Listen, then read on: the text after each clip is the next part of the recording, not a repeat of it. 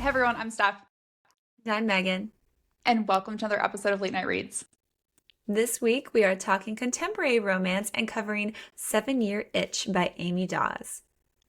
So let's start with why we selected 7-Year Itch. We love a cat daddy. If you've read, Yeah. we Meow. I love yeah, it. we do. If you've read The Wolves of Crescent Creek, you know what we're talking about, but we do love a cat daddy, a man who is confident enough to wear a cat strapped to his chest. Yes, please. Also, Dakota and Calder reconnect in a sex club. That is definitely a first for the podcast, so you know we're going to want to discuss it. Uh-huh. Combine that with a sex activity list as part of the plot, and you have our attention. Plus, we do love books that make us laugh while pulling at our heartstrings, so seeing like a female main character who's older, previously divorced, with lots of self-confidence issues is really refreshing in this genre. And who doesn't love listening to a former reformed playboy fall in love, right? You're like, okay, they can change. Right? And they change for the better. And it's wonderful. Not all of them in life, ladies. No. Yeah, this is kind of where this is the fantasy part, Correct. Might not actually happen in real life, but a girl can dream and you can read about it. So here are a few things that you should know about the author, Amy Daws. She is a #1 Amazon and USA Today bestselling author. She has written more than 20 books in 10 years, and she was an indie author until getting her first traditionally published deal in 2024 with HarperCollins. She currently lives in South Dakota with her husband and daughter. So before jumping into this book, a couple of key reminders. As always, this episode will contain spoilers. We assume if you're listening, you have read the book, you have been warned. This book also contains a small number of trigger warnings for most of the books that we include on this podcast, but we are going to be talking about anxiety, divorce, and emotional abuse. Probably even add like body dysmorphia. Yes, very much so. Honestly, yeah. So now let's talk tropes. So first we have enemies to lovers, because they weren't technically friends beforehand, so we gotta go to enemies. Calder and Dakota have some complicated history, especially since Dakota has believed for about 7 years now that he ruined her wedding dress a few days before the wedding. So just one of the many reasons why she hates him. But also it's like that wedding dress kind of was a sign that marriage was doomed. So let's be honest. Next, we have One Bed. Thanks to some magic by Calder's niece Everly, Calder and Dakota are forced to share a room in Mexico in the Little Palapa. And technically, the room has one bed and a sleeper sofa, but that sofa is pretty much unusable and super uncomfortable, so everybody goes back to the bed. Then we have Bad Boy. Calder is the black sheep of the family that no one takes seriously. He doesn't even take himself seriously either, and doesn't want anything more from sex than sex from women. So he's just like, I'm a playboy through and through. Then we have Small Town. 3 of these 4 Fletcher men literally live on a mountain compound that they have named Fletcher Mountain in a small town in Colorado where everyone knows your business and they will call you out on it. Lastly, we have Found Family. So Dakota did not have a good childhood growing up due to her parents' divorce. So being loved by family members of the Fletcher family has been a big deal to her, and being welcomed into their home is like legitimately a whole new world for her. All right, in terms of all the drama, there is so much to talk about. So we kick off with Calder's Tinder profile being hacked, labeling him as a cat daddy who apparently catches feelings with direct eye contact. The cat daddy part. I was howling with laughter at this. Oh my God. The cat daddy part is true, but the rest of the profile is far from it. Calder is, as I would describe him, a fuck him and leave him kind of guy. But he's very clear up front about it. Like, he's not looking for a relationship, but if you'd like some hot, meaningless sex, he is ready to go at any time for pretty much like anyone. Yeah. And he's honest. You gotta give him that. He's honest about it. Yeah. So he immediately assumes that his dating profile was hacked by one of his brothers, primarily Luke or Wyatt, who live on Fletcher Mountain with him. I could see that, but he does accuse his brothers of doing this over beer, and they find it hilarious because how could you not? Yeah. But unfortunately for him, don't take any credit for it. And I would take credit for it if I did this. So Yeah. that only leaves his niece Everly. She is in this book 19, but she has been orchestrating relationships for her uncles without them realizing it for years. She is the reason why her dad married Cozy, his wife. She's responsible for Wyatt marrying Trista, which happens in the beginning of this book. And now she has her sights set on Calder, hoping she can prevent him from bringing some random Tinder girl as his date to his brother's wedding in Mexico, because she has someone else planned for him. And I'm also like, Calder, do we really think bringing some random Tinder girl to a week-long trip with our family in Mexico is the best choice? The Yeah, answer is that's no. like a big mistake. Yeah. Right? So let's let the matchmaker do her job. Correct. So where does one go when your Tinder profile has been hacked and you're feeling frustrated? Well, if you're Calder, it's a sex club. Or is Obviously. Calder like, obviously, I mean, why didn't we think of this? Silly But me. my favorite way he describes this, because I thought sex club, he describes it as a members only spot for sex positive individuals looking to exercise all sorts of kinks and a judgment free with very strict rules. And I was like,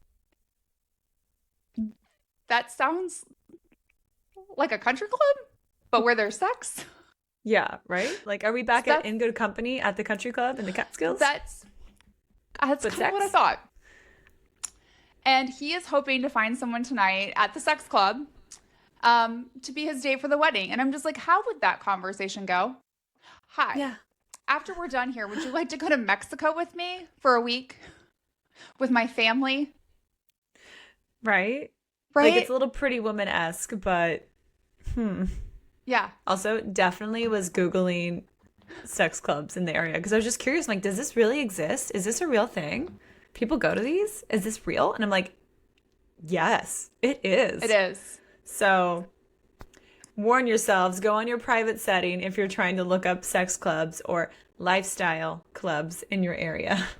And be prepared to fall down a rabbit hole on Reddit for longer than you anticipate. Oh my gosh, we were both just like, what? Okay. No judgment. No judgment. No judgment Just whatsoever. literally just curious. Curious. Did not know.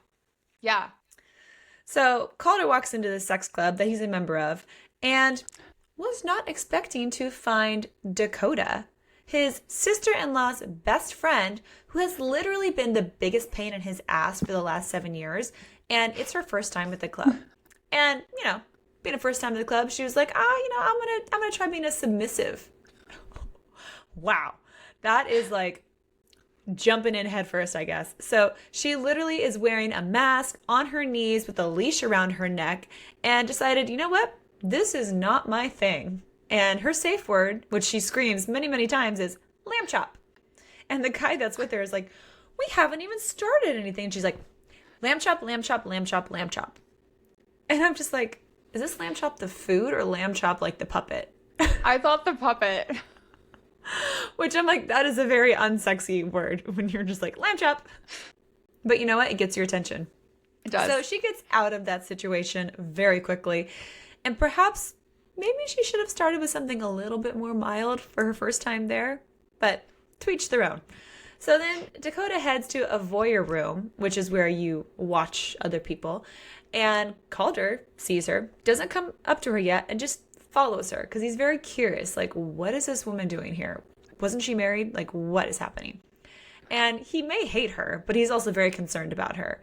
So then he sees another half-naked man approach her.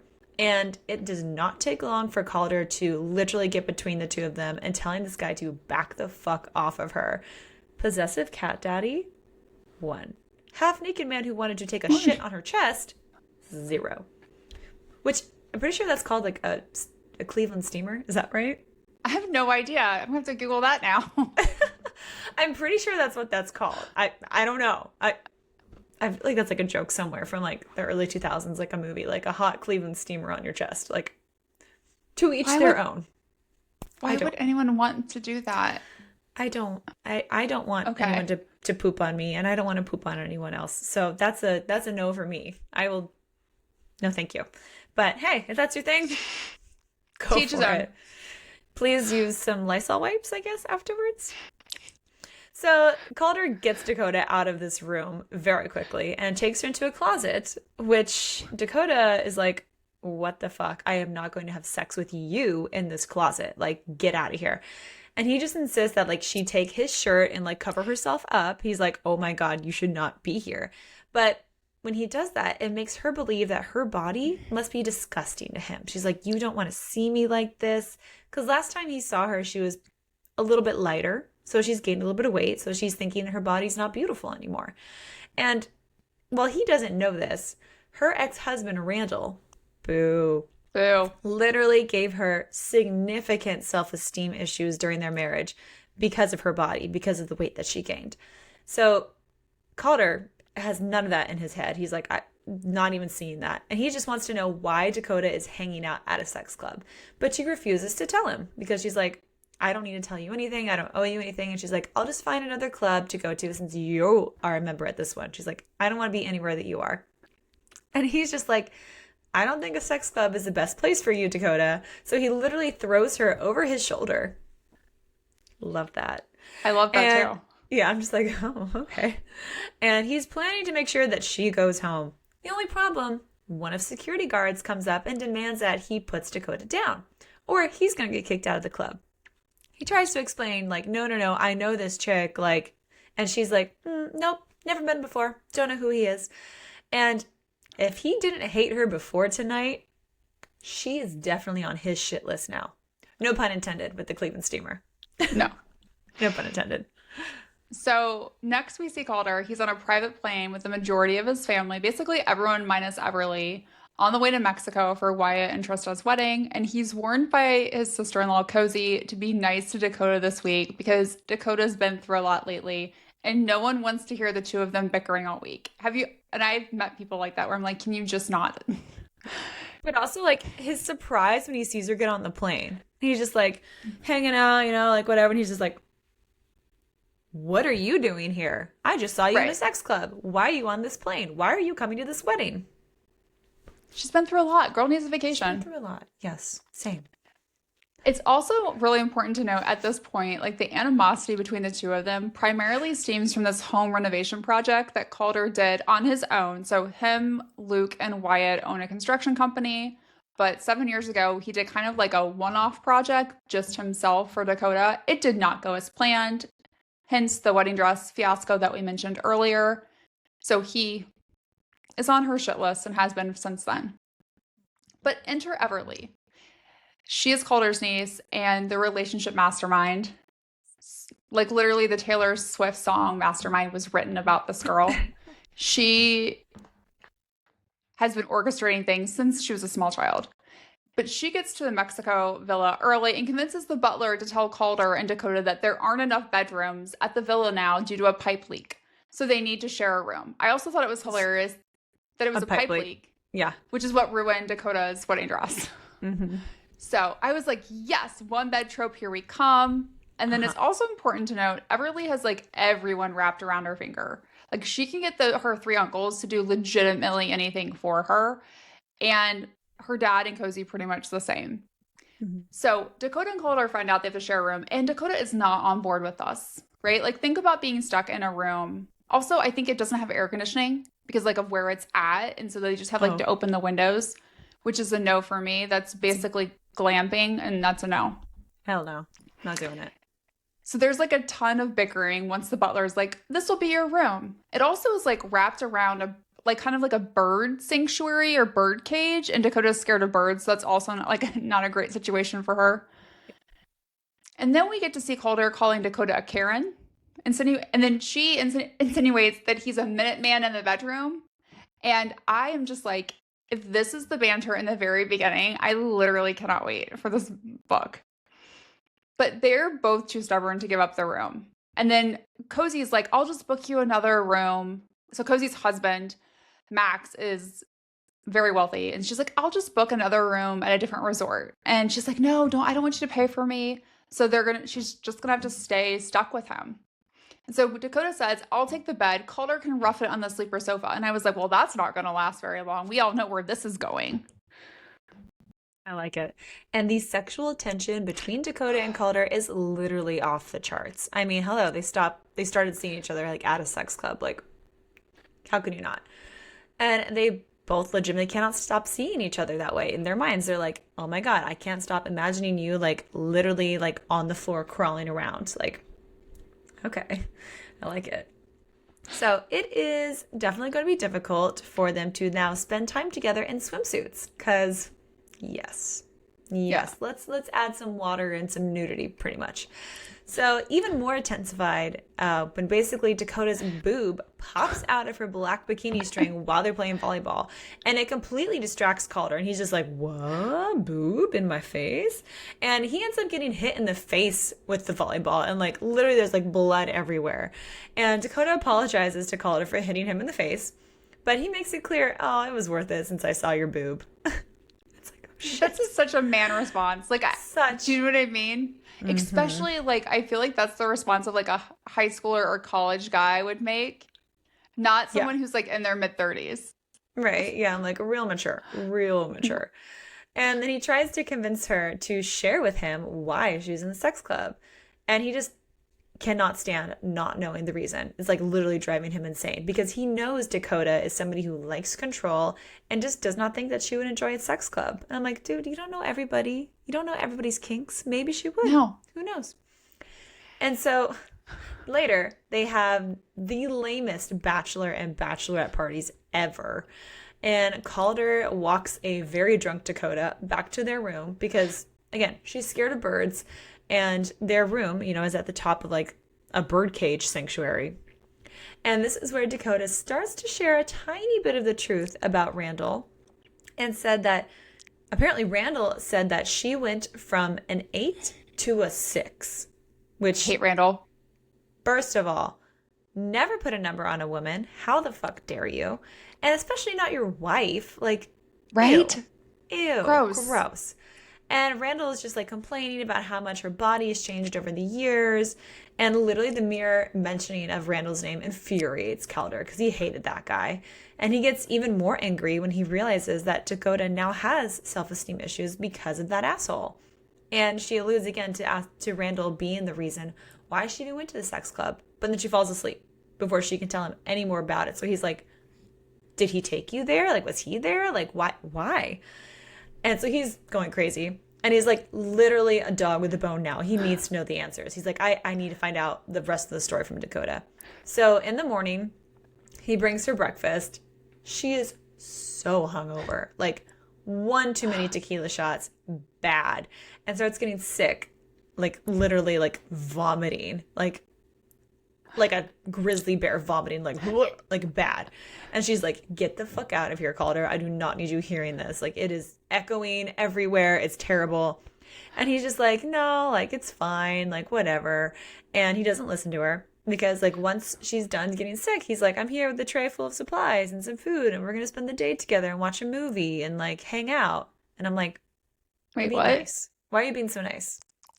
I know. I was just like, wait a second. Hold on.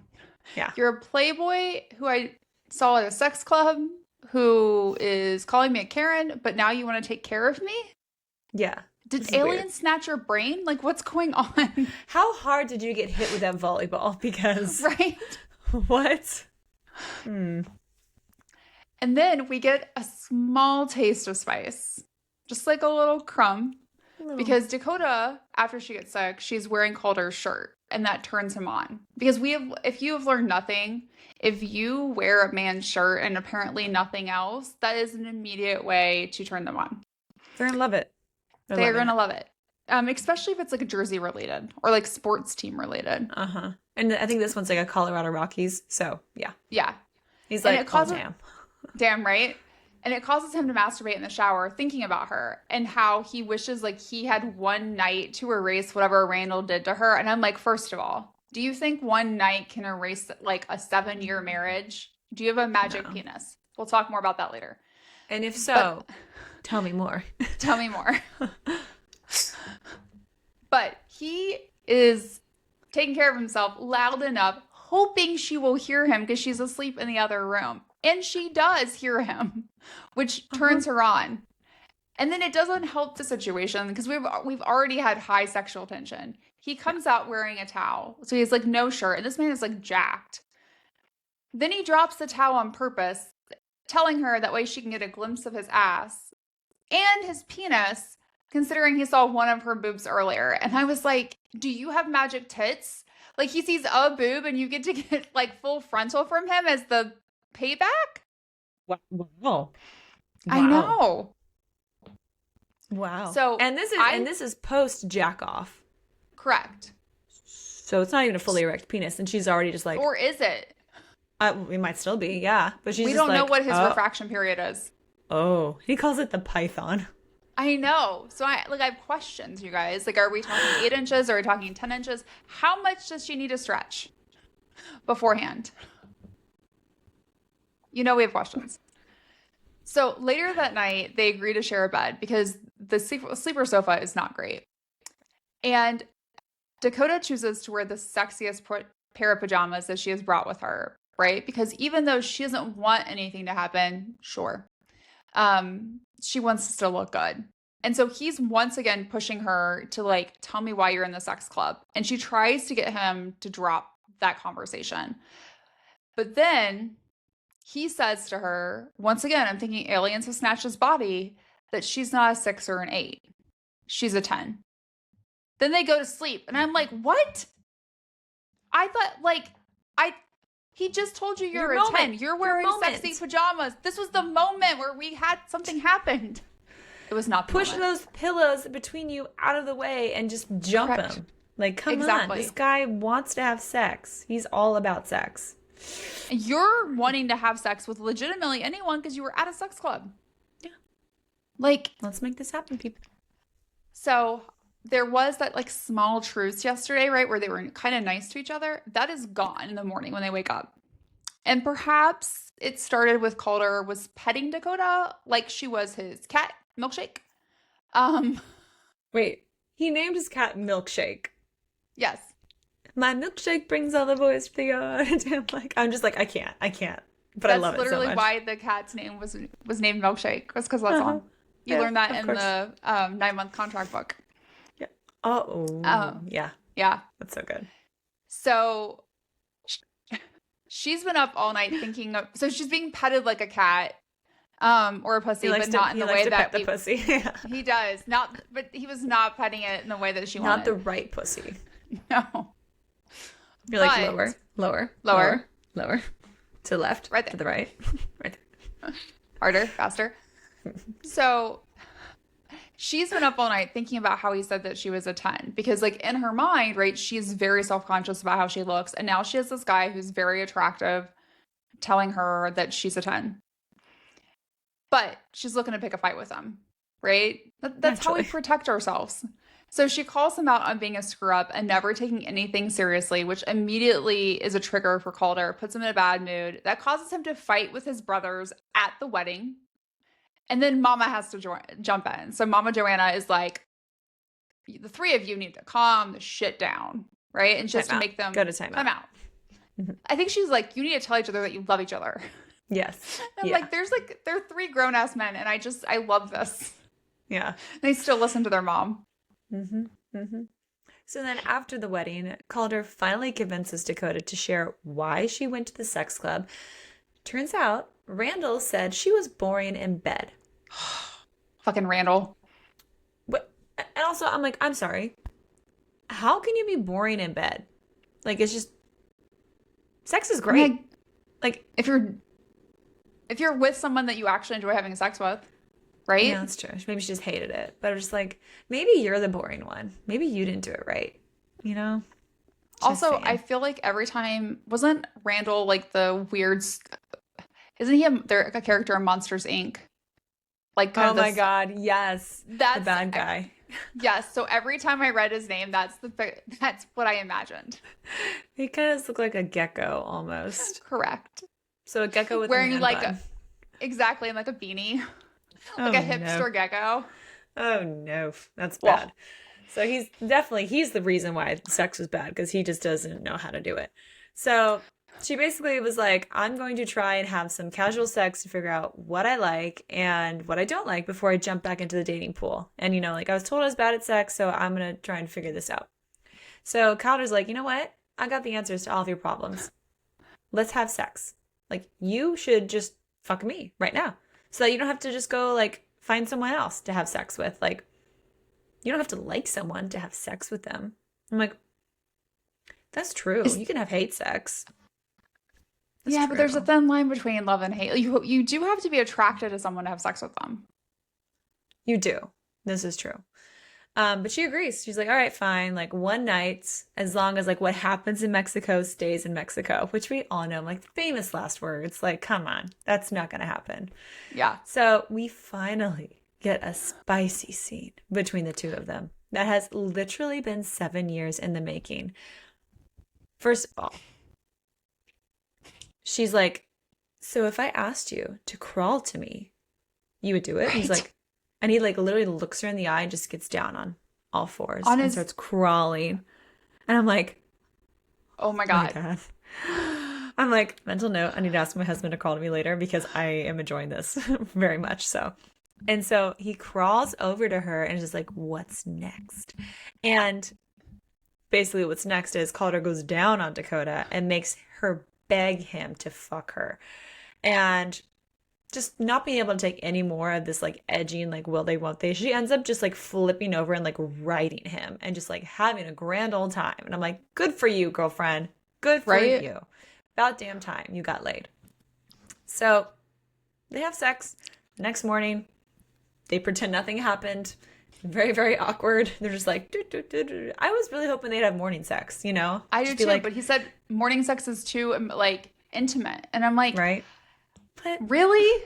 You just were inside her. What, like, but doing it in the morning is more intimate? Yeah, what happens in Mexico stays in Mexico. Like, we're still in Mexico. Let's just like. And when you're in that private plane, you're still in Mexican airspace for a period of time too, people. Join the Mile High Club. Just join the Mile High Club. Go for it. Although those bathrooms are really small, so that'd be very difficult, I feel like. I've never done it, but it feels complicated. So, basically, they fly back home. And then Dakota's friend Tatiana immediately knows Dakota has had sex by the look on her face when they FaceTime. So she's like, do, you had sex. She's like, what? How did you know? How? What? And she's even more shocked then to learn that it was with Calder. She's like, oh, shit. She's like, I need the full story. So she tells her all about the sex club, what happened in Mexico with Calder. And Tatiana thinks that Calder might be obsessed with Dakota and was jealous at the sex club, which is why he wanted to cover her up and like get her out of there. He's like, I don't want you having sex with anyone else here. Like, no, you're mine. And Tatiana suggests then that Dakota should ask Calder to go to the sex club again with her, this time as her wingman, to see maybe we find something together we like each other. Right? They should. I'm also like, how do you look at someone and know they've had sex? Like on right? FaceTime. Like, unless their hair is like clearly messed up or like, Right. I'm like, what's the... I don't know. Maybe he's a magic Stephanie, penis and you have like a 2-day post glow. Stephanie, I can see the glow on your face. You've had sex. I can see it. I can tell. Moving on. Later, Calder is supposed to pick up his nephew Ethan for the evening, but Cozy has accidentally forgotten about their weekly standing date, and they're at Dakota's shop, requiring Calder to stop by there to pick Ethan up. And I'm like, okay, Cozy, are you in on this let's get Calder and Dakota together train with Everly? Because she's the conductor. Mm-hmm. And Calder's like nervous to see Dakota again because he can't stop thinking about their night together in Mexico and wants a repeat, which is very unusual for the king of one-night stands, which is what I dubbed him. Very true. And the tension between the two of them is like palpable in the room. Like when Cozy walks in, they like jump apart like they're horny teenagers. They're like, we're not near each other. Not near each other, right? And then Cozy's like, oh, Calder, Dakota needs some custom shelves built for her store. Why don't you do those? And she's like, oh, he doesn't have to do that. And he was like, no, I'll do it. Like, they're going to have to spend more time together. So I'm loving this. Loving that the friend is helping out. And Calder sends some photos of his work over it. Dakota's intrigued by it, and she wants to go see them in person because she does like control. So she wants to see his pieces. So she goes up to Fletcher Mountain. And this is where we learn that Calder used to do working with his father, ended up building out this whole woodworking shop next to his house after his dad died. And he's been creating various pieces of furniture in his free time without any real use for them. Just like, oh, I have this idea, I'll build a chair. He builds a chair. And he has like sketched out this design for Dakota's shelves that fit perfectly with her store. Like he's noticed the details of like the flooring in her store. And I'm like, has an alien snatched her body? Like what is going? I am so confused at this point because I'm like, think that volleyball hit him way too hard. Way too hard, and like knocked him some sense into him maybe mainly. Finally. So this entire encounter at his woodworking shop is going completely fine until Dakota's like, have you had sex with women at your house or your wood shop? And I'm like, that is randomly switching the subject. And what a bold move. Bold move. Bold move. Bold move. And it is a yes to the house, but not to the wood shop. Because, no to having sex around tools. At least for now. That's probably a good motto. But then next, fucking Randall, little lizard guy, calls Dakota. And he's like literally the worst kind of ex. He's only calling because he wants her to send over more money from their divorce settlement. Like, even though that's not what their agreement says. And he's like, you know what? I'll just bring it up to our lawyers. And he's like, you know what? It's really not fair. I got the wrong end of the deal. I'm like, excuse me. She is paying you $500,000 and supporting your fucking ass throughout your entire marriage. And I'm just like, I want to go at this guy. Like, give me a baseball bat. Like, fuck him. Ugh. And he literally then goes out of his way to, continue to tear down her self-esteem as if he hasn't done enough damage already, mentioning how, sex wasn't really her thing and how now he's met someone who makes him happy and she's great at sex. And I'm just like... And I'm like, I hope you get an STD. Yeah, right? It's like, I hope you get syphilis and you die and your penis falls off. Oh, I hope someone hexes your penis. Yes. Hex. So you are bad at sex. Hope it does.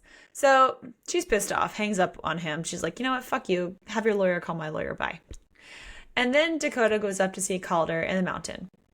And just, she wants to check on her shelves, see how it's all going. And she finds him with his cat, Milkshake. And Milkshake is strapped to his chest in a cute little, like, cat carrier. But it's, like, really, like, one that's made for, like, a toddler, basically. But it's for a cat. And we're just like, ooh, cat daddy. Love it. And just casually drops in and says, like, you know what? We should go to the sex club again sometime. And he's just like, I'm sorry, what? She's like, yeah, let's go together. You can be my wingman. And, maybe that'll just kind of give me more confidence, like having someone I know and trust there and like, and he's very confused because he thought that their one night in Mexico would have maybe just like scratched her itch and they'd be done. And it's like, well, yeah, you scratch the itch. But funny thing about that is that sometimes make you itchier and you, not an STD way, but she's just like, I want more. Let's go. I need more.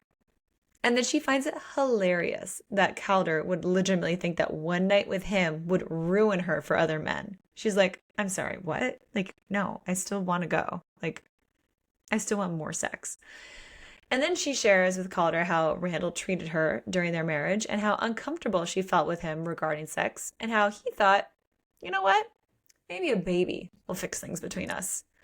And so she tells him a story about how one time he literally removed a condom during sex. And when she found out, she was pissed. I mean, rightfully so. Like, that's not okay. And then the second that she found out she wasn't pregnant, like, took a pregnancy test and, like, literally put it on his bags outside and said, we're getting divorced. Like, bye-bye. I'm like, good for you. I'm so angry at him. That? Right? God. And it's weird because it's normally in stories, it's like the other way around. Like the girl tries to like trick the guy into having a baby to keep him. So you don't really hear about a guy doing that, but that's low. That's low. You don't do that. Not cool. Oh. But it's time to visit the sex club again together.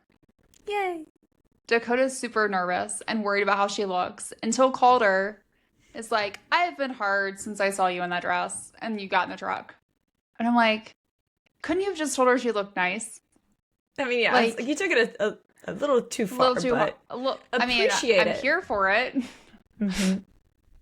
That's what she's there for. But it Yep. doesn't really take long. They're like sitting at the bar until another couple comes up to them asking if they want to play for the night. And Dakota ends up pretty quickly like leaving with this man to go find a private room. And Calder is like sitting talking to this guy's wife, and he's not interested in her, but he's just thinking about like Dakota. And then he finds out that this man's kink is like tying people up to some type of cross. I forgot, a St. Andrew's cross, maybe? Yeah, St. Andrew's cross, and then like putting duct tape over their mouth. Their mouths. Right. So, And like, how can you say lamb chop? you can't. But apparently, like that. Like, So lamb Calder freaks. chop. I Yeah. know. So Calder freaks out like once he finds that out, and he goes to get his girl. And Dakota like agrees to leave with Calder, but she's like really confused by the scene he caused. And then that's when Calder blurts out something about how easy it was for Dakota to jump another guy when he was inside of her less than 2 weeks ago. And I was like, maybe a cat daddy who does catch feelings with direct eye contact is a little bit more accurate than we thought, Calder. I know. Um, Legitimately, it is. It is, right? So Dakota calls him out on being an asshole and having double standards. And then that's when the truth comes out. How Dakota has been fantasizing about Calder ever since that night, and then how he hasn't slept with anyone since they were together. And I was like, oh. And then we get a spicy scene where Dakota goes down on Calder in his truck, and then they have sex. Things to mention here. There are neon green pickup straps used to restrain her. Oh. There were steamy windows with hands on them. I got major Titanic vibes. Right? And I was just like, this is going to be great. Yeah. He's It's like, gonna be oh, you great want to for be her. tied up? I've got some tie downs. I'll just tie you down, honey. And I'm like, And he did. please, give me, Right? where are my tie downs? So they had amazing truck sex. And then Calder's like, we should do friends with benefits or enemies with benefits. Basically, how he describes it is, we'll fuck a lot. And I'll make a list of sexual activities for us to consider. And Dakota's like, sounds like a plan. And I'm like, huh. So Very then quick to agree to this. How she big was is his very penis? well, it's a python. So I assume it's larger than 8 inches. Yes. Or someone needs to get their eyes checked. Yeah. So Dakota decides to finally tell Cozy about sleeping with Calder in Mexico. And Cozy's like, yeah, pretty much everyone called it. Calder's mom was the first one. And I'm just like, oh gosh, how sweet. Mm-hmm. And then Cozy is surprised that Dakota's going to continue sleeping with Calder because he is a fuck him and leave him kind of guy. And Dakota's not one for casual sex. She's like, you've been with like 3 guys. Like, I just don't. But okay. And then she's like, can I tell my husband we don't keep secrets? And what about Everly? And I'm just like, I love that Cozy's like, can I tell my 19-year-old stepdaughter that you're going to have sex with her uncle on a regular basis? I mean, But Cozy has to know like what's going on, that Everly's trying to set them up. And so Gotta Cozy know. can tell Max because Luke and White are being told, but Everly can't know. yeah. And I'm like, does Mama know? Mama clearly knows. She's the one who called it. I know, but She's does gonna she know. know it's going to continue? Right? No, I bet she will. I bet. So then Dakota heads up to Fletcher Mountain to spend the evening with Calder for the very first time. And she shows up literally wearing only his Colorado Rockies t-shirt and thigh-high boots. And I think he was just like biting his hand, just like, oh shit. Because he was prepared with a PowerPoint presentation. But I think at that moment he was probably like, fuck it, let's go, you know? But he does pause and present his presentation, which we're like, okay, how very thorough. Nicely done. So Well done. it's all about sexual activities for them to consider. So let's go through them, shall we? They're going to tackle all of this in about 2 to 3 weeks. I Right, felt Mary? like the 2 to 3 weeks, I was like, That's this fast. is a lot. That's fast. Because any longer than that is a relationship. Is that true? No. No, like, Maybe. maybe. I don't know. I think you could easily How would he know? Right? That's true. I think it's called a situationship. Okay. You Yes. know? Let's be real. Fuck buddies. So it starts out, and I'm also very curious. I'm like, what are the colors you're using in your presentation? Like, is it like black and red, like very just like hot and sexy? Or did he go more just like calming with like oranges and like greens and yellows? Just like, Are there bringing back, photos? like, are there photos? Yes. Are there photos? I have questions. So the first slide that pops up is primary objective, make Dakota less bitchy. Well, that's great. Cat's out of the bag on that one. Secondary objective, give Calder's magical python a purpose in life. He's not conceited at all. Really? And I can picture her just being like, oh my God, why am I doing this? Why am I here? What the fuck? And she's like, oh, I don't know. Maybe Python. That's fine. Activity number 1. Each person picks out a toy at a sex shop to use. Okay. Yes. I was intrigued by this. I was like, okay. I know. It's like, that sounds fun. Activity number 2. Sex in a public setting. Okay. Similar to the truck, but like a little bit more advanced. But like they could kind of check that one off. But I'm like, but let's continue. Let's do more of this, please. Activity number 3. Sex outside in Calder's hot tub. And then he confirms she would be the first woman that he would have sex with in there. She's like, I am not going in there with other women, haven't been in there. And he's like, no. It's clean. No one's been in there before. So she's like, okay. All right, I'm in. Hot tub sex. I immediately start thinking about all the hot tub sex scenes you've read. And I'm like, yeah. Yes. So then activity number 4, bondage play. Again, they technically have kind of checked that off the list with the tie downs, but still, let's do some more. Activity number 5, sex in Dakota's house, because she needs to just like break that, idea of like not being able to have sex in her house because of Randall. Boo. Activity number 6, spontaneous sex whenever the mood strikes Dakota. So she's gonna be like, we're in the grocery store. I want to have sex. Let's go. Woo. Or hockey game. Activity number 7, shower sex. Always fun. We love a good shower sex. I love a good shower sex. Activity number 8, sexting. Yes, very appropriate. Very good. Activity number 9, role playing. Okay. Let's get spicy. Activity number 10, voyeurism at the sex club as the final test. They can watch, but they can only hook up with each other. So kind of like setting some rules there, I thought that was interesting. Yes. I was like, right? Huh. Why did you say that, Calder? Right, yeah. He doesn't want to share. He doesn't want to share his toys or his people. So in all these activities, there needs to be some ground rules, of course. So some of the rules are no mentioning of previous sexual partners, no hooking up with other people, condoms at all times, and testing to make sure you're clean. And they both immediately are like, well, yeah. She's like, I haven't had sex with anyone besides my ex-husband, and I'm clean. And he's like, yeah, I'm clean, so we're good. I'm like, okay, smart. Always smart to do that. So then Calder gives Dakota the option to think over his presentation, but she's ready to get down to business right now. She's like, let's fucking go. And this leads to a very, very spicy scene where Calder goes down on Dakota on a furry rug in the living room in front of the fireplace, and he fucks her hard and fast. Like, he has been wanting to do this entire time. And we're like, yes, please. Yes. More, please. Please. More, please. More. Thank Give it to you. us, please. Yes. So then later, Calder is at work. And he stops by his mom's house to shower before taking Dakota out. And his mom tries to probe on what's going on with Dakota. Mm-hmm. And Calder's like, it's nothing serious. Like, we're just hanging out. And his mom's like, when are you going to see the light that there is more to life than fun and games? And that's when he learns his dad was a lot like him until he met his mom. And I'm like, aw.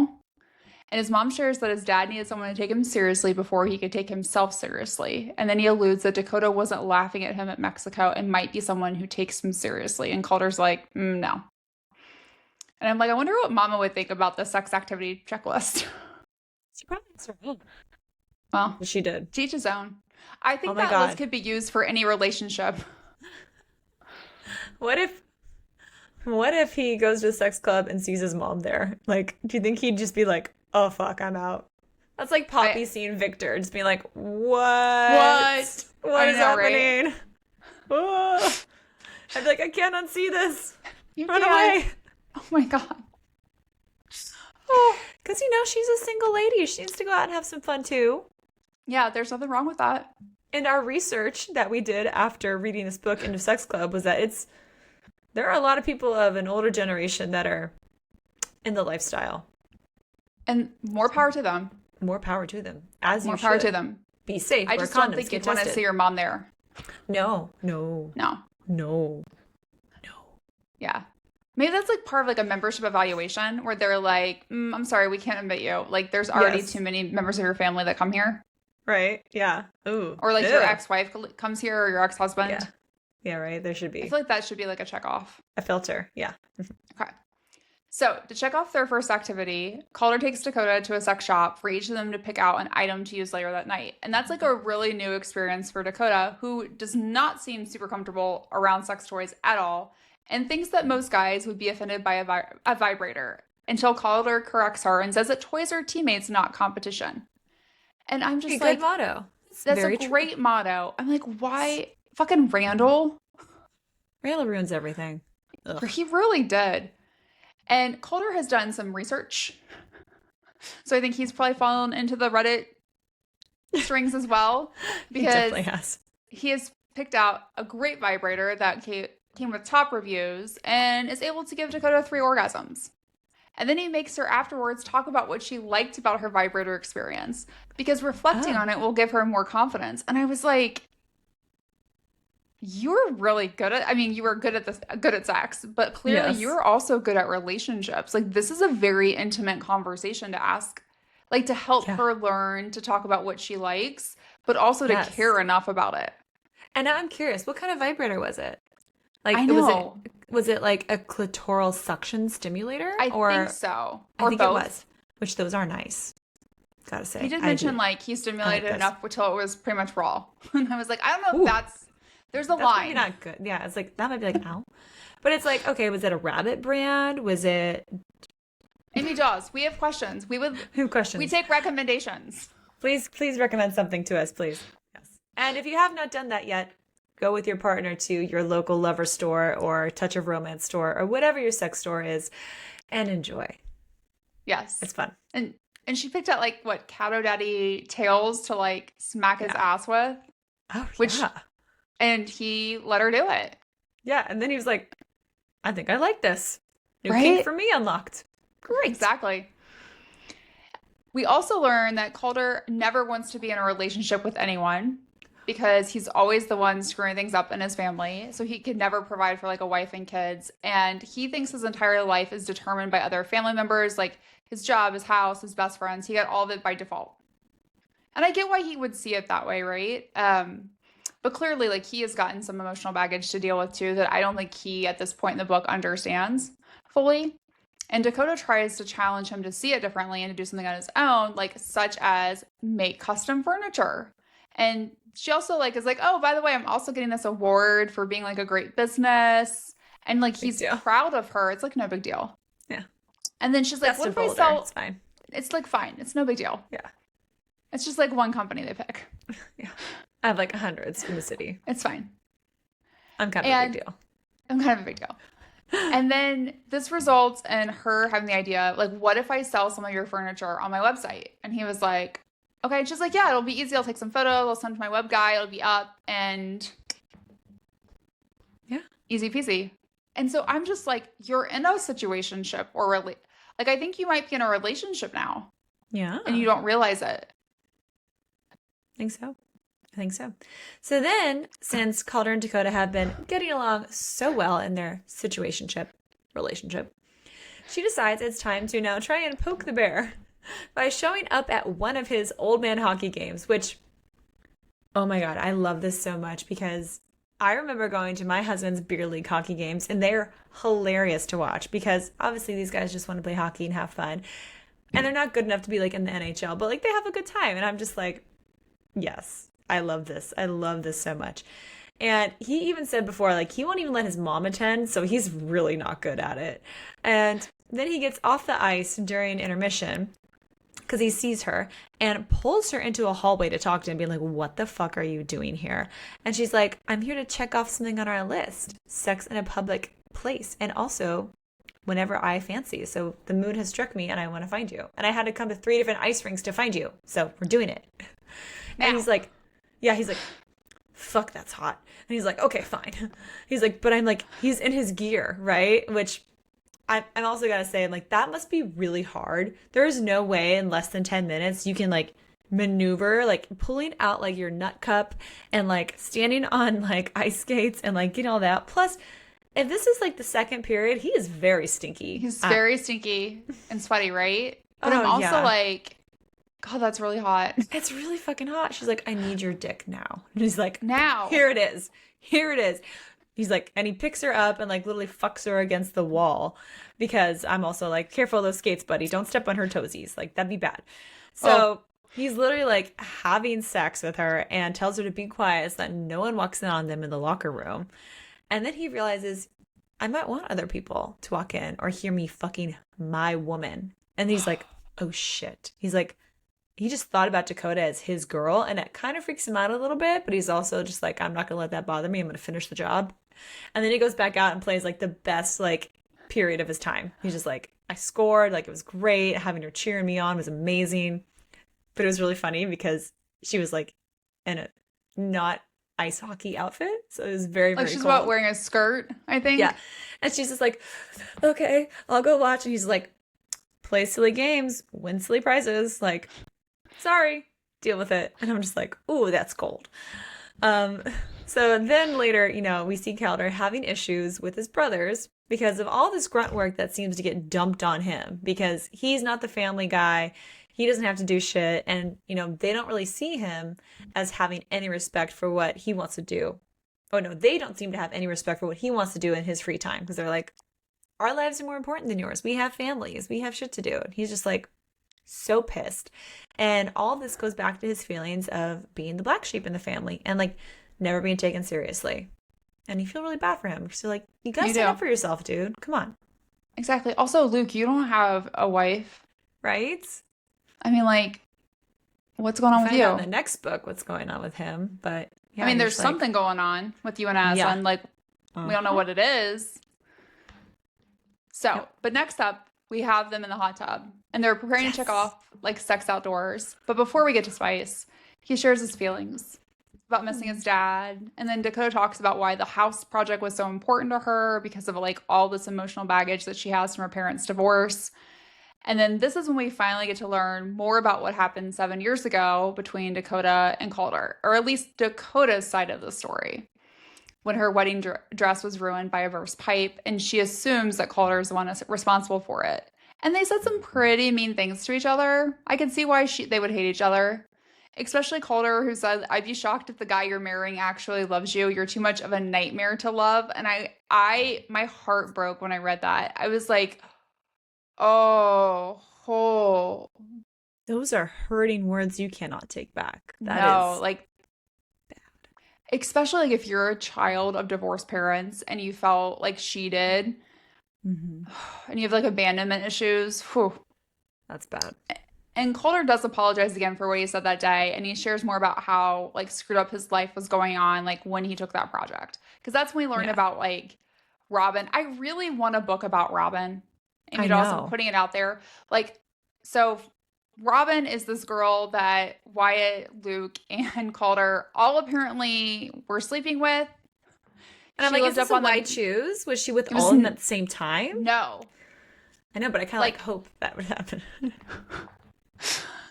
but like she was a crazy bitch. And Yeah. I'm very like I need a novella. I need something. Yeah. I need more It's like about she this was crazy cheating Robin. on her husband with all these guys, with They all the didn't know brothers. it. And they didn't know. They're like, wait, you're fucking this girl? I'm fucking that girl. You're fucking that girl? I She was gets fucking that girl. What pregnant. the fuck? Yeah, like it's just Oh. it's crazy. I need something. Yeah. Mainly bad. because I know I already hate Robin, but I'm also like intrigued by her crazy. Yeah. It's like, why are we Like I so want to cray read cray? it. Exactly. And it turned out to be your husband's baby, so she went back to him. I'm And like, she was well, just that's with them good. to make him mad anyways. Like it's just Yeah. Yeah. Like, well, Okay. you dodged a bullet there, guys. Yeah, definitely. Mhm. So then we also learned that Dakota dropped off food for Calder after his dad died and wanted to hug him at the funeral, but didn't think he'd want one from her. And I was like, oh. And then he mentions how like he got to see her in her original wedding dress before it was ruined and how breathtaking she was as a bride. And then that's when he realizes he might be falling for her and he needs to stop it. And I'm just like, I think you already have. I think, Calder, you just don't realize that you fell for her when you first met her. Mm-hmm. Years This ago. is literally, you've had a 7-year itch to be with her. Yes. Scratch that itch. Scratch that itch. So then next we get a very interesting role-playing scene, which is I laughed so hard at hilarious. this one. Oh my God, I just could not. I could never do this. Like in my mind, I'm like, yeah, we get to role play, but I would just lose it and just laugh hysterically, kind of like how they do. So Calder walks into the bar that they all like rendezvous at sometimes, and pretends to be a cider house owner, and is Like, looking who for came the up the with this? right. I'm like, is this a bad porno? Like, I feel like this is a bad like 70s porno right here. So he's like, I'm the cider house owner and I'm looking for the person who's been stealing my apples. And she's like, was it me? And she like sips like an apple martini or something. It's just like, there's too much thought went into this plot. But before we can go much further, Judy, who's like the waitress slash like owner, I think, of like the bar, interrupts him and just like, you leave this nice girl alone, Calder. Like, don't you try and pick her up. Like, get out of here. She's nice. Because she knows his tricks, you know? And he explains like, no, no, no, no, no. Like, we know each other. Like, this is very consensual. And at that point, yes, Dakota even is like, yeah, no, I know him. I know what's happening. And she's like, okay, but I'm keeping my eye on you. Like, these weird fucking apple things. I don't know what's going on. And then Calder is like, I'm not just trying to pick up somebody. Like, I know what I'm doing. And they end up having eventually a normal dinner together, which is really sweet. And, you know, Dakota's kind of like, I can kind of like see myself like being at this place more often, like waiting for him to get off work and stuff. And then Calder surprises her by asking if he can be her +1 to the award ceremony. And she's just like, wait, what? Like, no, I was planning on going alone. He's like, no, I want to come. I want to come with you. And it's like, okay. Okay, sir. Sure. I see your apples. How about them apples? Is what he says. So then things kind of continue to heat up between the two of them, and they've been sexting regularly, and she's sleeping over at his place a lot. And Dakota's starting to get a little bit antsy now about checking off the remaining 2 items on their list, which is sex at her house and the sex club again. Because once those 2 things are checked off, everything between them will technically be finished. And she's a little worried about that. And also, girl, I think you caught some feelings. I think you caught feelings big time. And we also learn now that Calder has sold 3 pieces of his furniture from Dakota's store website. So he's starting to see like some success rolling in on his own. He's getting a little bit more confident, starting to believe in himself a little bit more, but he's not ready to go fully all in. Even though apparently there's been a store in Denver that reached out and wanted to feature some of his pieces. And so it all comes out then that Calder has now invited pretty much all of his family to attend Dakota's award ceremony to support her, because he's like, you should be celebrated by people who love you, and we all love you. And I'm like, love you? Love? What? Did you say the L word? He did. Oh, damn. I was like, oh. So we're at the award center. Calder is extremely turned on the entire time based on how beautiful Dakota looks, and mentally keeps like referring to her as mine in his head. However, she has definitely got her sex groove back, because she was like, do you want to go fuck in the family bathroom? She's like, it has the lock. Let's go. That's a lot. Let's go.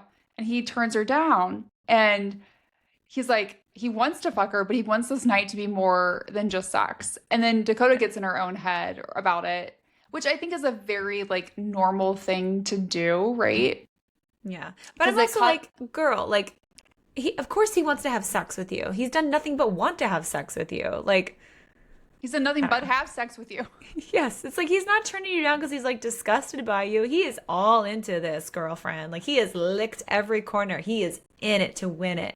Yes. Well, maybe not win it. He doesn't know that part yet, but he like it. But I get it though, because I think it's like one of those times like when you have trauma, like someone says something, and even though you think you're past it, it like triggers it. And I think this just triggered fucking Randall again. Yeah. So later that night, she's hurt by Calder turning her down and insists that he drop her off at home, and they can just remove sex at her house from their list. And I'm just like, oh, don't push him away. Yeah. And her behavior pushes Calder to admit that he cares for her more than just sex. But he's also clear that he thinks about fucking her all the time. Like, he's just like, don't like doubt that I want to have sex with you. And Right. it's like And the exactly best part is where he just like pulls over the truck and he's like, "Fuck this! I'm gonna tell you how I feel." And like grabs her and just like, "I want ugh, this." And you're like, "Oh my god, yes, yes, possessive cat daddy. yes, cat daddy." We're here for it. And then Hmm. literally, he becomes a possessive cat daddy in another way And another way, yes, he does. because he has Dakota sit on his face while he gives her an intense orgasm, followed by fucking her for an hour. And I have questions about that. An hour? An hour? We need to hydrate. How much stretching was done? I hope nobody pulled a muscle, because good lord. How many orgasms can a woman have until she dies? Ooh, ooh. How many orgasms can you have in an hour? I need to know for science. For science. I know, I love it. So the next morning, we get a small spicy scene in the shower where Dakota gives Calder a hand job, and things actually go south quickly, but not in a good way. When she asks him about what time they're heading to the sex club tonight, he's just like, "What?" Like his heart sinks because he thought he made it very clear to her last night about how he wanted more. So he's surprised and like hurt that like she still wants to go to this place. He's like, "Am I not enough for you? Like what?" And he doesn't want her to go alone. So he's like, "Okay, I guess we're going to go around like 10 o'clock." She's like, "Sounds good." He's like, "Does it? Does it sound good? Really?" He's like, "I don't want to go. I don't really want to go there anymore." Why did we hurt the cat daddy? Right? I'm like, meow. Poor kitty cat. And it turns out, she's putting on a front because inside she's also freaking out. And I'm like, guys, communication. Just talk. Come on. But they can't do that. So she calls her friend Tatiana to get some advice because she doesn't want to be done with Calder. She's like, I don't want to.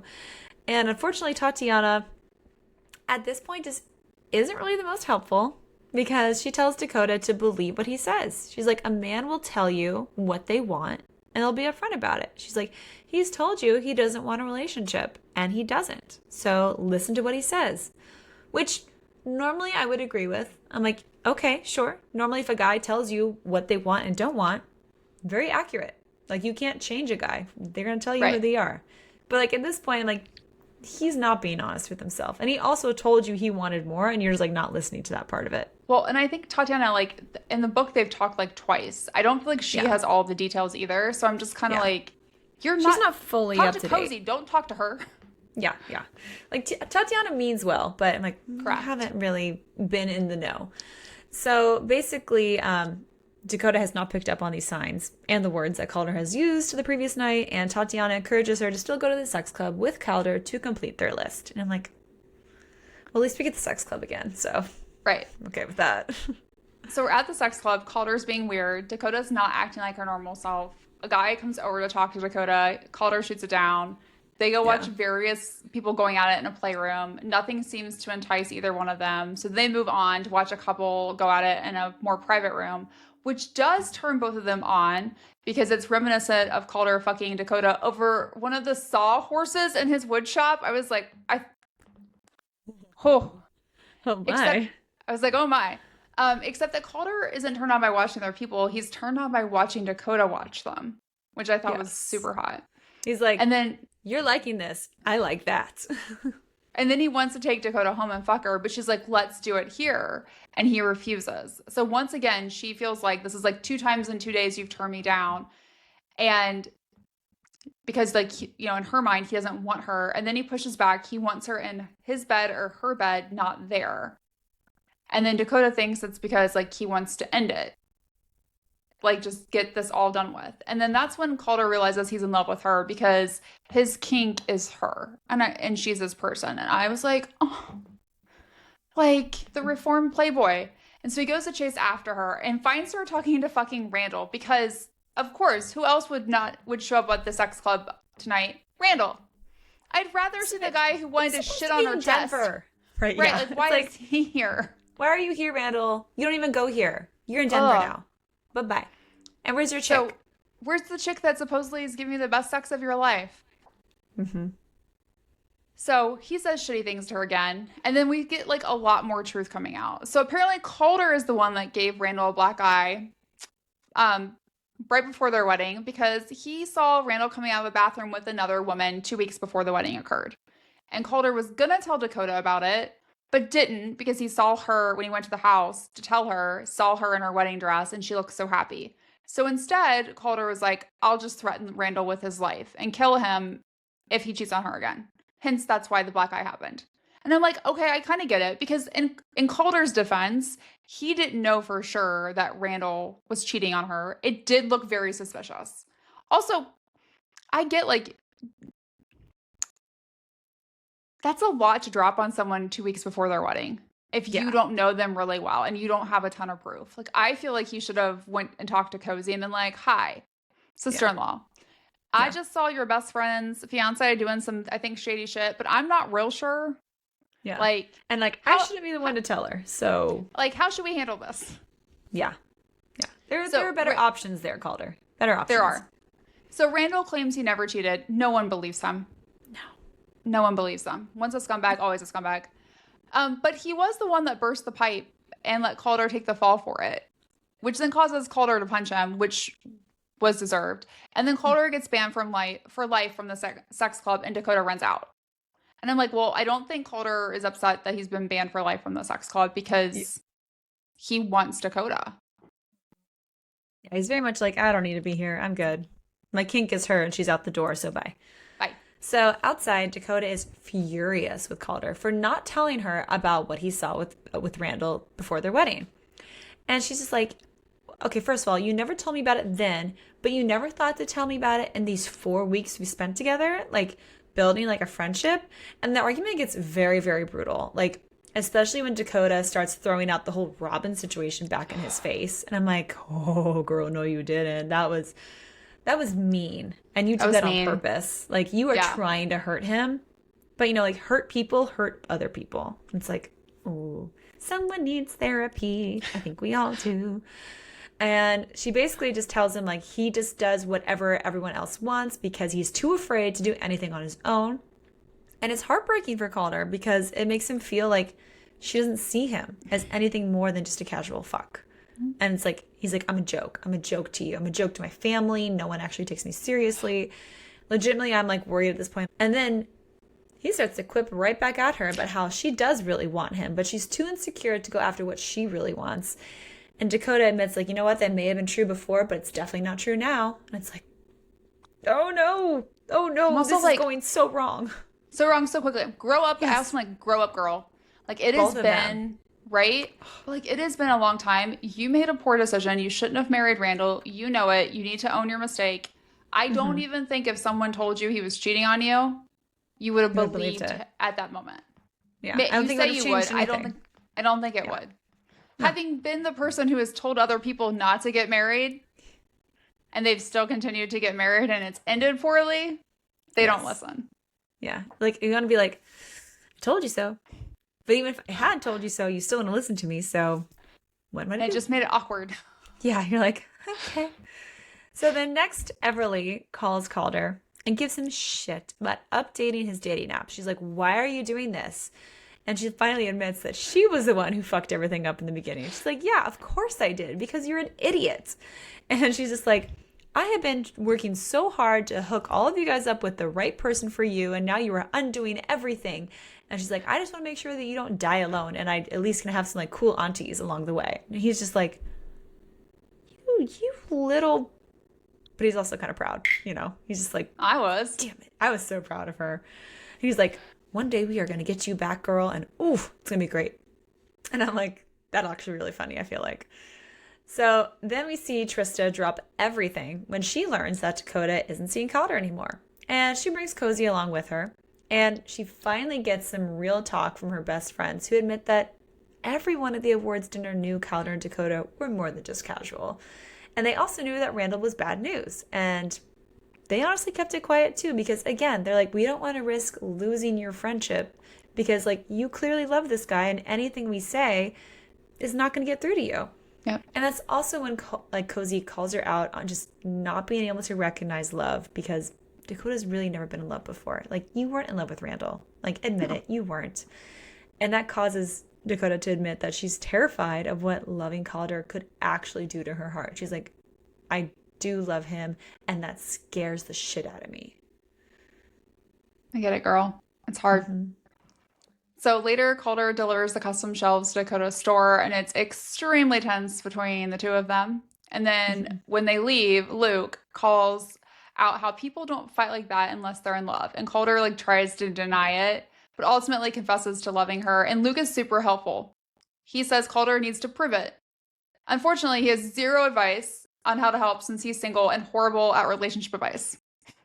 I'm like, thanks, Luke. Like, thanks so Thanks much for that so much. advice. I feel like we should call Everly. Yeah, it's like, let me just scoot you over. So next, Dakota shows up at Max and Cozy's house, which is where she met Calder for the first time years ago. It's poker night, which is what he was doing when she first met him. And the entire family is there. And all of the cards for poker are pictures of Calder as a baby. And then Shutterfly just like ordered a stack of cards with all of his baby pictures and stuff. I love this. Like, it's just so well done, right? And then he starts sharing like random things about like shitting his pants in seventh grade, followed by how many times he's been in fights. It's like at first it's real bizarre, and Dakota is like very unsure about what's going on. I was unsure about what was going on when I was reading it until Calder admits he's telling her things about his past, so there are no more hidden truths like the Randall thing, and he'll tell her anything she wants to know. And then she's like, "I need you to stop." And then he tells her to take like all the furniture down from the website, but he won't tell her why since she doesn't want to know anything else about him.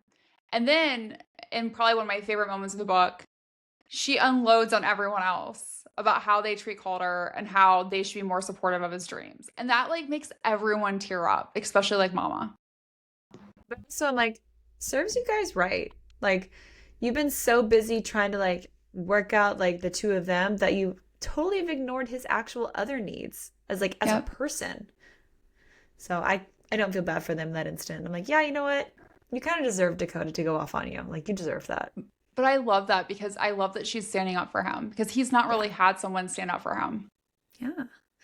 So then Calder has Dakota go outside with him to talk. And he finally shares how he's taking that Denver store deal and how he talked everything out with his brothers and about the family business and how his dad would have loved her. And it's just, and then he shares that he is in love with her. And she's like, yeah, I love you too. And she's like, finally, you two. Finally, it's about damn time. About damn time. And then later, Calder admits how he knew Dakota was special when he first met her, but he didn't try anything then because, like, you're Cozy's best friend. Like, I don't want to fuck that up. And he knew the only way that he could date her was if he was going to marry her. And that causes her to freak out a little bit. And then he's like, but don't worry, I don't want to marry you.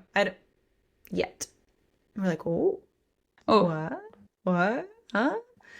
And then we get to see Dakota carrying Milkshake on her chest. And Calder comments, he's like, my two favorite pussies. And you're like, well, that was just a line in the making waiting to happen. Like, that needs to be on a shirt. Yes. Your favorite pussy carrying your other favorite pussy. And that milkshake brings all the pussies to the yard. Like, oh my God. So then we get an epilogue. And it's been a few months, and things are going great between the two of them. Dakota's made a list of why they should move in together to Calder's house. And she presents it as a PowerPoint, and literally just like, reasons why we should do this. And he immediately says yes. He's like, let's do it. Let's start packing. He's like, I'm going to move into your house. And she's like, wait, what? Like, you don't have to move into my house. And he's like, no, yeah, we're going to move into your house because I know how much that means to you. He's like, I love that you would want to move into my house. And like, that's great. He's like, but no, let's go to you. But she's like, no, I want to move into your house. And you're like, guys, can we just figure this out? Like, come on. Like, it's beautiful that you're finally in love, but like, let's be in agreement here. And she's like, listen to me, dude. She's like, I want to sell my house so I can finally just pay Randall off completely with one big payment and never have to see that asshole again. And I'm like, yeah, I can get on board with that. That's fine. And then you can all just live as like one big happy family on the mountain. So that's fine. And then we get to see Calder's furniture, which is called Milkshake's Designs. I love that. Oh my God, I love it. And there's like a little emblem of like the cat and so they're all in the Denver store, I know, to like celebrate this and like see his display. And the whole family is there and they all turn around and they are wearing shirts with a picture of him and Milkshake on it. And like different situations, like ones where like he's like shirtless with like the kitty cat and like other ones, and it's just like, oh my God. But then like she's wearing one with like her holding milkshake, and he's just Mhm. like, I love that.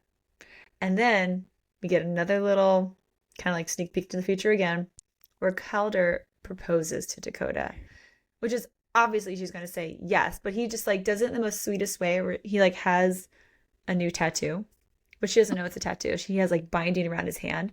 And she's like, "What's that?" And it gets like caught and she pulls it off and she sees it that he has her name tattooed Mm. on his ring finger and like a ring shape. And she's just like, "What?" He's like, "Well, I was going to get it on my ass, but you can have that too if you want." It's like, "Oh my God."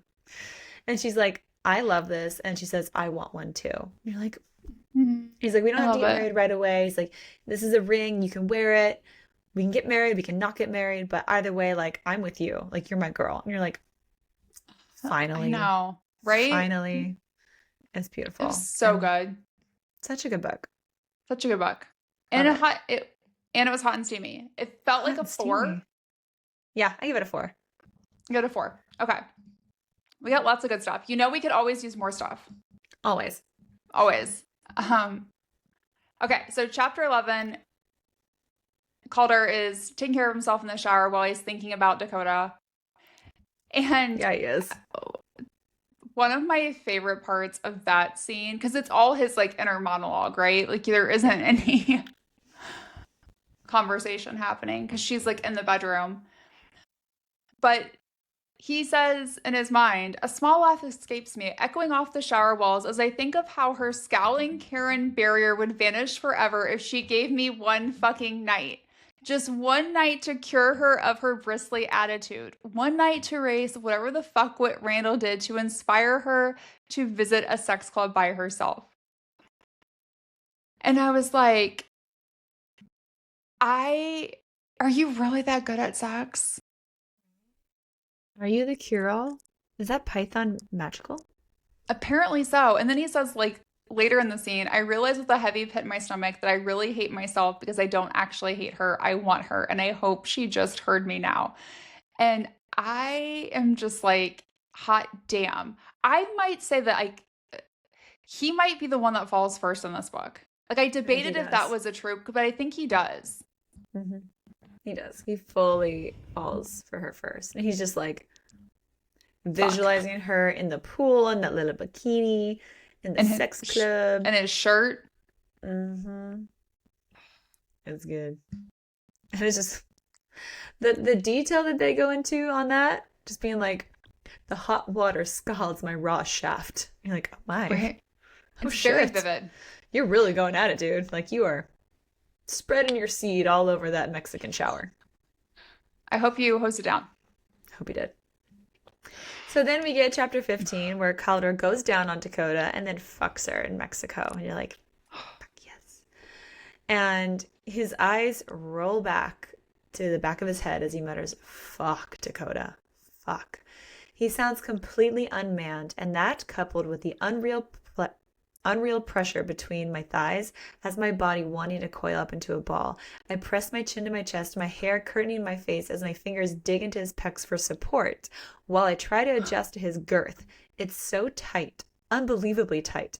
A year of no sex and a big dick will do that to a body. And she rides him good. Just like slams down, just like, I'm taking this dick. And she did. And she did. And he liked it. Mm-hmm. And he liked it a lot. He's like, oh, goddamn. So then we get to chapter 22, which is they were at the sex club and they go outside. She ends up going down on him. Then they have sex in his truck. And this is like after she went down on him. He tells her to get on her hands and knees. And I lost it because I'm like, okay, you have to have a bench. Like there's a bench seat. You're in a truck. And I'm just like, how much space are we talking? I Is know, the I'm door like, open? what kind of truck is this? Are the seats folded down? Like, what's going on? Are we in the back seat? Are we in the front seat? I think you're in the back seat. I think they're in the Right? back seat too. I think so. That's how I thought about it. Yeah. But like, Plus, you keep tie downs in the back. So he I had would to like assume, reach. I would assume. I don't know. I don't drive a truck or have tie downs in my I have a truck and I have tie downs. SUV. Okay. Okay. That's my But, other like, car. It's my sex car. your sex car. Yeah. So, like, I love because he has her, like, getting her hands and knees, and then he's, like, hunched over, kneeling between her and, like, pulling up her dress. And he's just like, I she's lost it. seriously such a fucking good girl. And then I lost it again. And I was like, Amy Daws, like, oh my God, I love you. Mm-hmm. She Like, makes you it's drop your jaw. just, she really does in the best way. And he's like, when I spread her apart and spot the moisture pulled between her folds, my dick weeps with anticipation.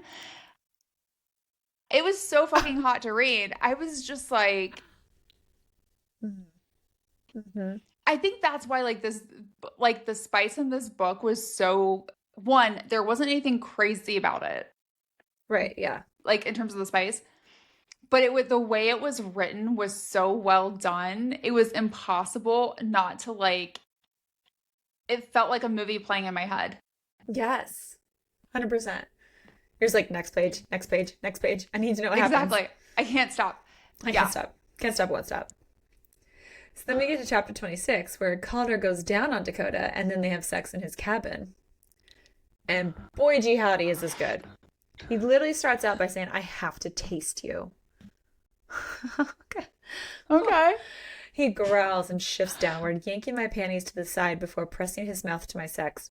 I moan as his tongue licks and sucks my clit, stirring me up into a frenzy that I didn't know could get worse than it already was.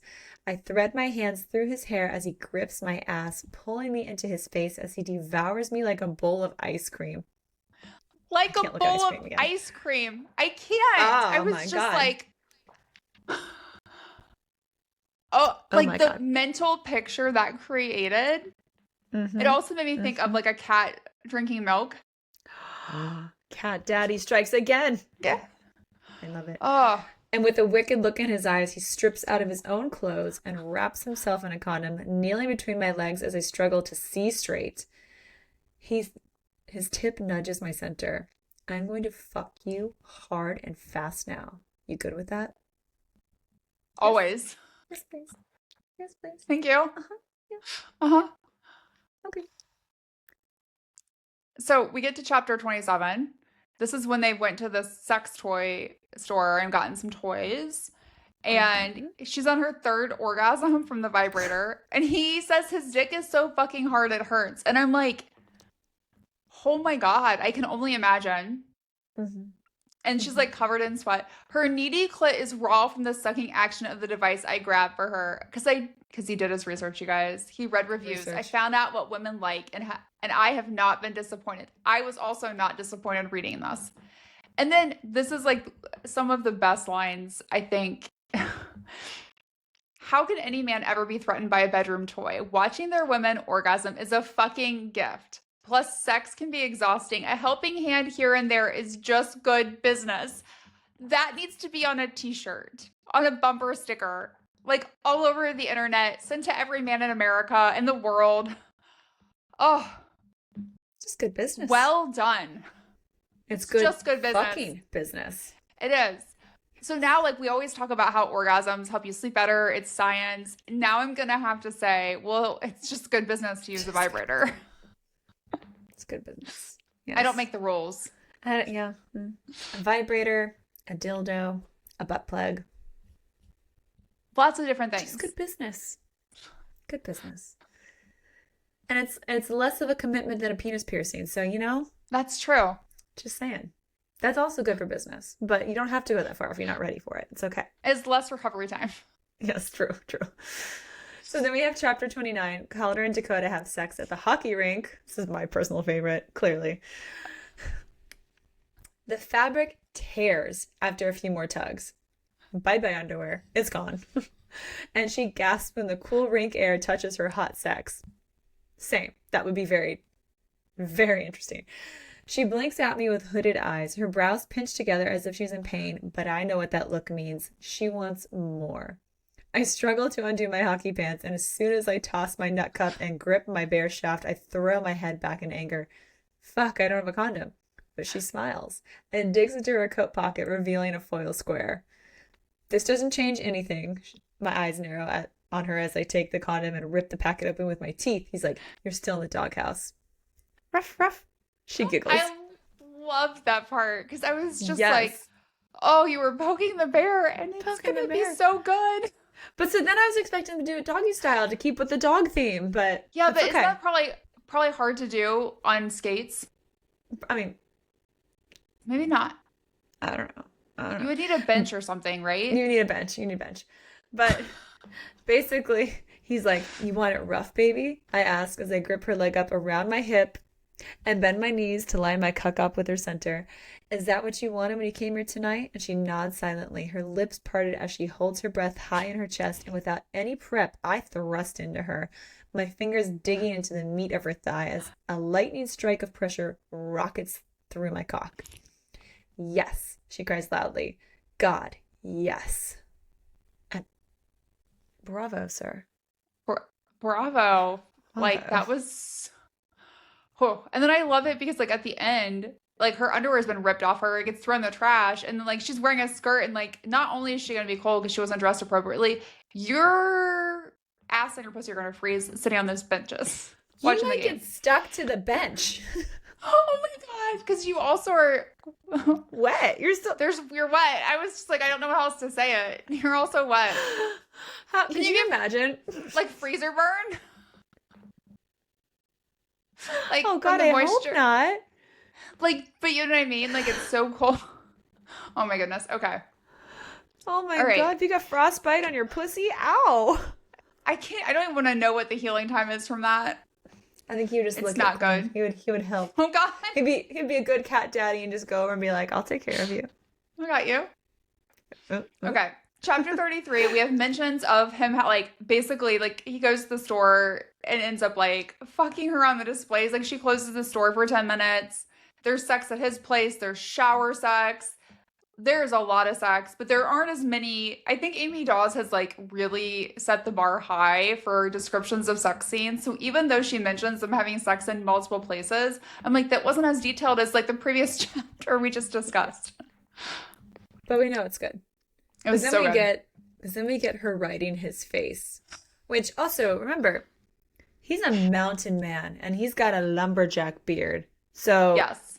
that beard is going to provide some interesting Enjoyment. textures and enjoyment. Yes, exactly. Yeah. And he literally says, "Oh my God, you're so wet for me." And he does not hesitate. He, his voice deepens, vibrates off my tender skin as his fingers dig into my ass, encouraging me to rock forward. And he answers with a hard lick. "God, I love how you taste." A flush rushes through my face at his illicit words, and with a shaky breath, I lower myself onto his mouth, circling my hips gently over him. But with a huff of irritation, he yanks me down, forcing me to brace myself on the headboard until all of my weight is seated firmly on his face. Oh, I throw my head back and moan as the friction of his facial hair sends small tendrils of electricity all over my skin. His head squirms beneath me as his tongue lavs my clit, making me shudder with each swipe, causing me to grind my pussy onto his face. And my breasts sway as I thrust against him over and over, losing total control as I fuck his mouth. I hear a muffled grunt and gasp, and I realize I could be hurting him, and I pull back to give him a breath. "Don't you dare fucking stop," he snarls, his eyes flashing up at me with dark pools of passion, and he pulls me back down onto him, murmuring against my flesh, "Take what you need from me, use me, lose yourself and let go. Come all over my face, baby." And I died. I I died. died. Same. I I don't think I've read a scene like that has been that well written. Uh-huh. Uh-huh. I was Like just like, you could feel it. We were just like, okay, the hesitation of she's just like, I'm not used to this. I've never done this before. Like, I yeah, don't want to kill you, like, but he's also like, death by that would be the best thing ever. And he's like, please smother please me let me with your die that pussy. way. Oh, She's like, okay. so good. So then we have chapter 36, which is our last spicy scene in the book, where they're in the shower and she ends up giving him a hand job, which was just kind of funny to me. And Because on the she's python. That's fine. on the python. Do you She's need two like, hands? I think so, right? Because she's like, maybe I can help you with your little problem. And I lost it at that because I'm like, I was It waiting ain't for him little. to respond. It ain't little, right? Yeah. But he Oh, didn't, it ain't little, baby. right? And then she like spits on his dick, which apparently is like all he needs, She did right? a hot tour. Exactly. And like just that and Oh. like her hands for a couple minutes and he's lost it. And I lost it Oh. and it was so good. This book is just well done. Bravo. Okay. Bravo. In terms of what's next, if you enjoyed this book, you're also going to love pretty much every other book written by Amy Daws. So, highly recommend checking out last on the list. That's going to be Max and Cozy's book, 9-Month Contract, which is going to be Wyatt and Trista's book. And then we are going to get Luke's book. It comes out later this fall. We also recommend Story of My Life by Lucy Score, which also features another like female main character who has to go through some pretty, shitty treatment by her ex-husband and also happens to fall in love with a contractor. I guess we're in our like contractor era, I guess. Like, Yeah, I don't hate it. I don't either. And then join us next week when we dive into the world of romantasy and discuss The Night Prince by Lauren Pell-Freeman. Happy reading, everybody. Happy reading. Thanks for listening to Late Night Reads. Don't forget to follow us on Instagram, TikTok, and Facebook at Late Night Reads Podcast. And check out latenightreads.com for even more information about all the books we're reading. If you loved today's episode, make sure to subscribe, rate, and review our podcast. And share the show with your fellow book lovers.